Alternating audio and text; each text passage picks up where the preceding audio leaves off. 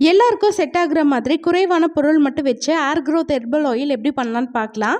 அதுக்கு 10 செம்பருத்தி பூ, 10 செம்பருத்தி இலை, 3 பெரிய நெல்லிக்காய், ஒரு கைப்பிடி அளவு கருவேப்பிலை, 1/2 லிட்டர் செக்கில் ஆட்டின தேங்காய் எண்ணெய் எடுத்துக்கோங்க. இது கூடவே ஒரு 3 பொருள் தேவைப்படும். ஈரம் இல்லாத மிக்சி ஜாரில் நம்ம எடுத்த பொருள் எல்லாத்தையும் ஒன்று ஒன்றா சேர்த்துக்கோங்க. நெல்லிக்காவை விதையை நீக்கிட்டு இந்த மாதிரி பொடியாக கட் பண்ணி சேர்த்துக்கலாம். அப்போ தான் சீக்கிரமாக அரைப்படும். அடுத்ததாக இதில் 1 டேபிள் ஸ்பூன் கருஞ்சீரகம், 1 டேபிள் ஸ்பூன் வெந்தயம், லாஸ்ட்டாக 1 டேபிள் ஸ்பூன் கரிசலாங்கண்ணி பவுடர் சேர்த்துக்கிறேன். கரிசலாங்கண்ணி இலை கிடச்சிதுன்னா ஒரு கைப்பிடி அளவு சேர்த்துக்கோங்க. இந்த அளவுக்கு அரைச்சிட்டு அடுத்ததாக ஒரு ஸ்டீல் பாத்திரம் எடுத்துக்கோங்க. அதில் 1/2 லிட்டர் தேங்காய் எண்ணெய் சேர்த்துட்டு நம்ம பவுடர் பண்ணதை இது கூட சேர்த்துக்கலாம். இப்போ அடுப்பு லோ ஃப்ளேமில் வச்சுட்டு ஒரு 10லேருந்து 15 நிமிஷத்துக்கு பாயில் பண்ணிக்கோங்க. இப்போ எண்ணெயில் இருக்கிற சலசலப்புலாம் நல்லா போயிடுச்சு. இப்போ ஒரு நாள் நைட்டு ஃபுல்லாக இதை அப்படியே விட்டுட்டு மறுநாள் காலையில் இதை அப்படியே ஃபில்டர் பண்ணிவிட்டு யூஸ் பண்ண வேண்டியதான். நம்ம சேர்த்துருக்க பொருள் எல்லாமே எல்லாருக்குமே செட் ஆகக்கூடியது.